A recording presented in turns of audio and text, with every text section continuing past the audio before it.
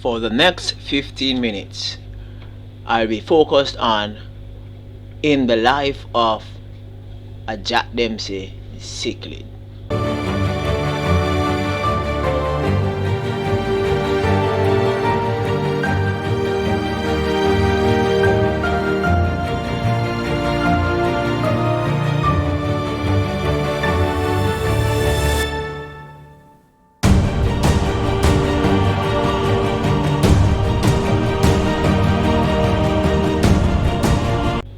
Now, this is in my Dempsey cichlid pond, and for many of you, you would believe that Dempseys are fish that swims out and they are always up and about because you have them in your aquarium and you do not have any space for them to seek privacy. Dempsey loves privacy.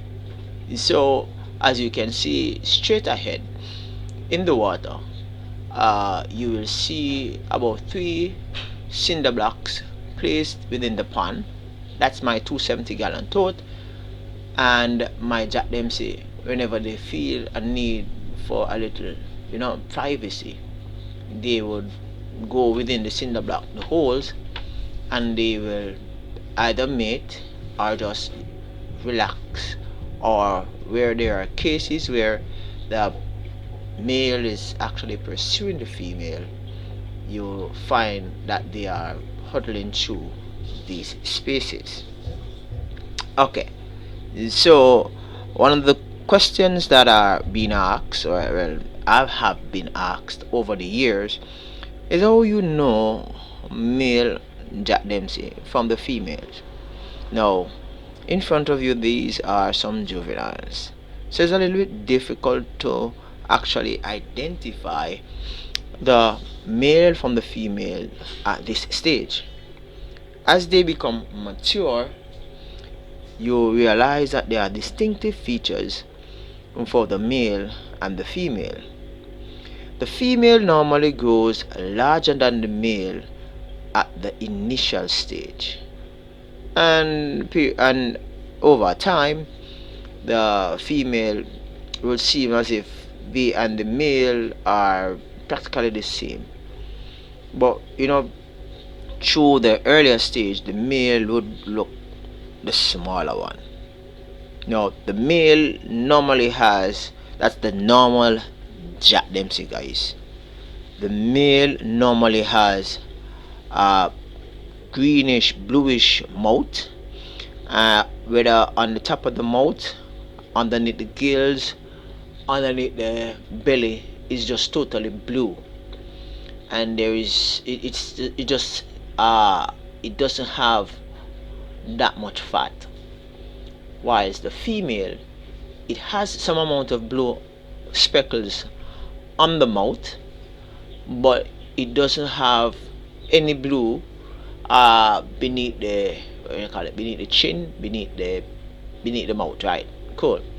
Now, Dempsey, I can say a lot about Dempsey, but what I can say right now, because we are actually phasing into a different aspect of the Dempsey life. Dempsey, they would breed and they would give you, well, they will actually spawn hundreds of babies. When they have spawned the hundreds of babies, if it's their first spawn, they tend to not know what to do. So what will happen is that they will actually consume the spawn. Now, these are some Dempsey fries that I actually saw within my 55-gallon drum after I have actually sexed my male and my female Dempsey. But before I continue with the Dempsey, I wanted to take a look at these snails. Snails on this iridescent plant. Right now, the iridescent plant, it will rise to the top a certain point in time, and then it will sink.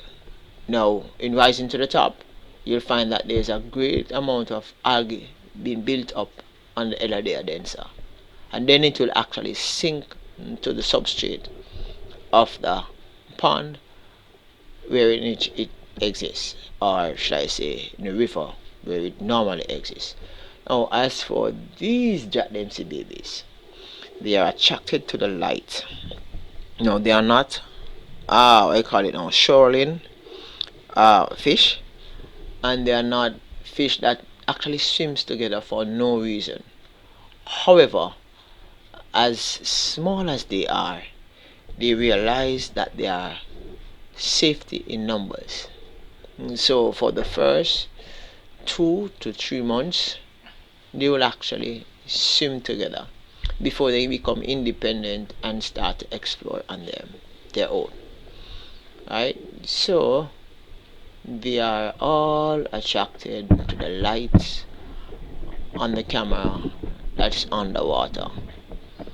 Okay, so as it relates to the snails, right? So as the Elodia densa sinks to the base of the pond, right? Snails will actually move from the substrate on the Elodia densa plant, and it will actually consume the microscopic organism that exists on the Elodia densa plant, along with the planktons and the algae that exists on the Elodia densa plant.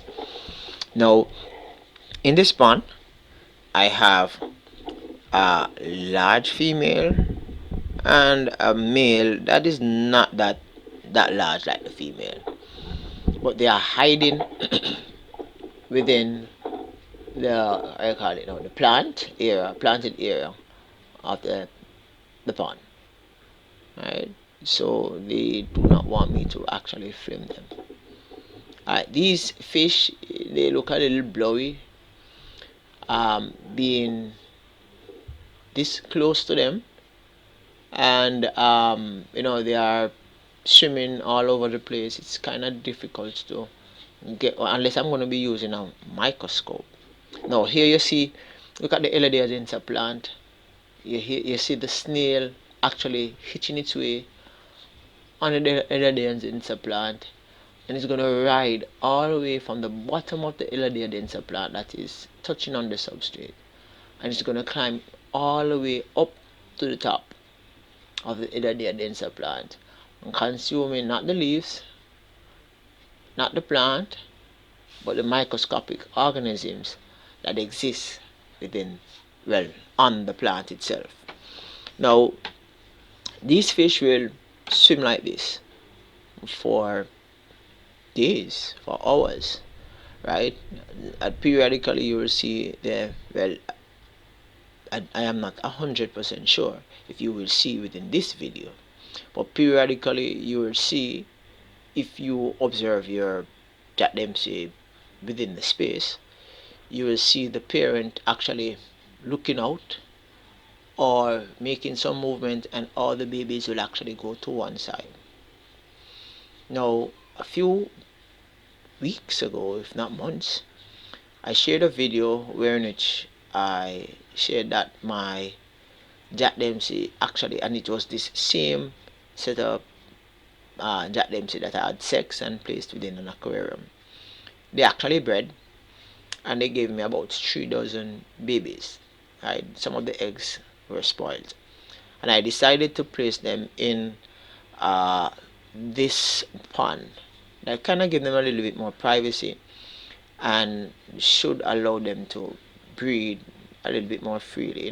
The attention that they get whilst they are on in the aquarium is far too much at times for them, so they tend to shy away from procreating or just being distressed. And sometimes we have these fish within our space, and we're of the opinion that they love to see us. Really and truly, they are stressed in seeing us, and the less they see of us is the more They will grow, they will eat, and they will remain healthy. So I guess this is one of the advantage of me having ponds, going out to fish for sale, and everything working out really cool for me. Right? If you notice where the snails are, you notice there's a little green space there. It's like algae right at the bottom there. Now they you have about 1, 2, 3, 4, 5 snails on the elydia densa, and they will gradually climb that little stem on the elydia densa all the way to the top. And when they feel that they are satisfied, they will just retract and fall to the base of the substrate and look for other opportunities to feed. Now, one thing that I have observed, just being a Jack Dempsey breeder, is that Jack Dempsey love to dig in the substrate. And many persons having Jack Dempsey are unaware of this, and they do keep them in spaces that they are not allowed to dig. And what I realize is that they love the dirt. Now, if you look on the substrate, probably you might not be able to identify it fully because the camera is just placed on the substrate itself, looking at a particular direction. And the reason for that is that the fish, the babies, are attracted to the lights, and I am unable to actually view much beyond the fish itself. So with the lights within a focal position, they explore, they come, they look at the light, and then they leave. So I'm able to look at the snails moving up the elydia densa plant. I'm able to look at the substrate itself. I'm able to look at the fish in the background swimming, and the movement of the water with plankton throughout this video. Okay, so this is an issue. What is it? The issue is Jack Dempsey, when they do come together as male and female for the very first time, they will procreate. They will lay their eggs, and the eggs will hatch, and they will have their babies swimming beside them. And within 2 days, you will see no babies. They will actually consume the babies because young parents are not really mature enough to manage their babies. So it's like they just consume them. They are not sure as to what to do.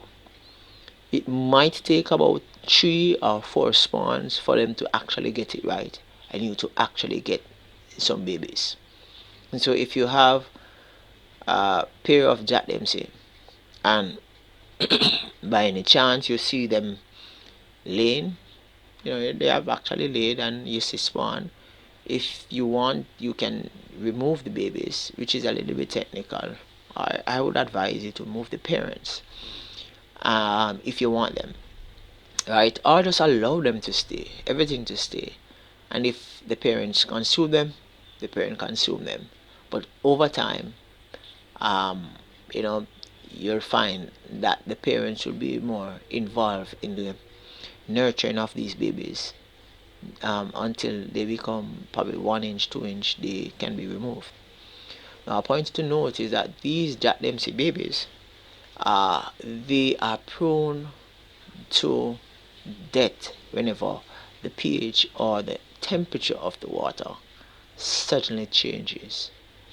And so I had 3 dozen of these prior to this spawn, and they were in a bucket.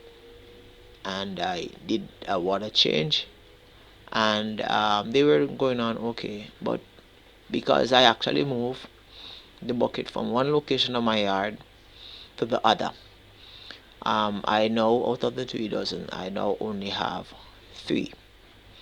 Right? So the less you move them is the better, and the less you do water change, which is kind of sounding a little weird, is the better for your baby fish. Having filtration system is good, but I would suggest you just have air stone for at least the first 2 months, or plants, nothing moving up and down.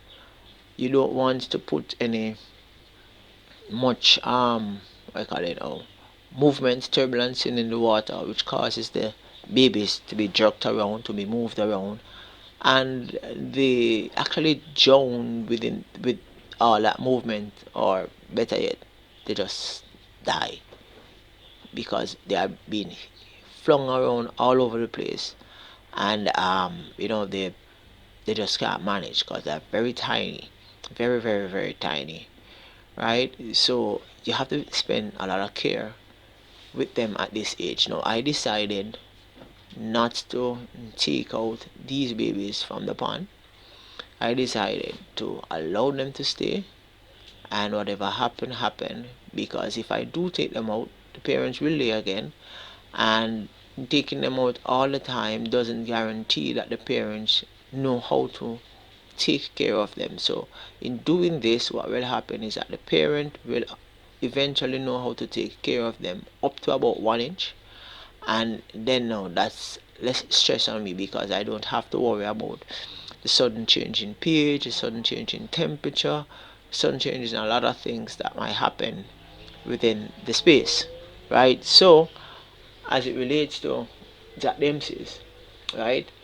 There are varied types of Jack Dempseys, right? There are Jack Dempseys that are considered blue. Now, for my Jack Dempsey pond that you saw at the first part of this video share, they share space with one fire mouth, and the fire mouth by itself, just a single fire mouth, will actually consume all the babies. So that's one of the reasons why I actually took them out and I placed them into this space. It is hoped that this video, this little conversation about Jack Dempsey, will help you in your quest in fish keeping. Bye for now. Take care. Peace out.